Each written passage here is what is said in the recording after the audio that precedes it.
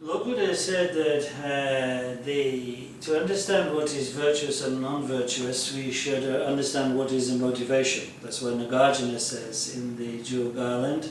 Actions done through hatred, desire and ignorance are non-virtuous actions. Actions done having overcome those are virtuous. So in this case of suicide, as Lord Buddha has explained in the Vinaya, suicide is actually done with a hateful mind. As he said, no matter what the cause of difficulties in one's life, to commit suicide one must hate one's life itself. And because the final state of mind therefore is dominated by hatred, this will only bring about suffering for that person.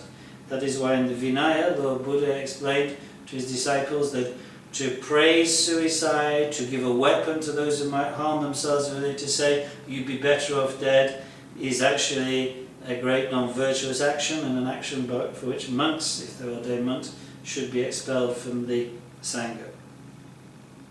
In the Vajrayana context, of course, we consider that the human body is a mandala of the deities, and therefore, as is said, for instance, in the context of practicing powa or transference, if you practice powa before the unmistakable signs of death have arisen, and thereby you committed suicide, you have actually committed an extraordinary non-virtue of attempting to slay the deities who dwell within the body.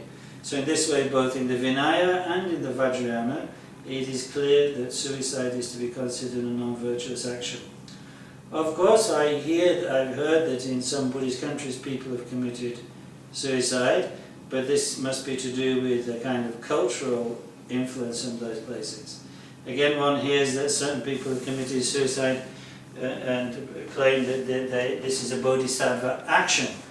But it is difficult to see this because, for instance, it's said in the sutras that although the graces of all physical gifts is the gift of one's body, only those who have achieved the bhumis, the bodhisattva bhumis, and have terminated therefore any chance of falling back within samsara, can give the body. So that for the rest of us who have not achieved the first bodhisattva bhumi, on which you can travel to 100 pure lands, shake 100 worlds, meet 100 Buddhists simultaneously, if you have not achieved that, then to give the gift of your body is impermissible. So it is difficult to believe that people who commit suicide, even ostensibly for altruistic reasons, have really achieved this level.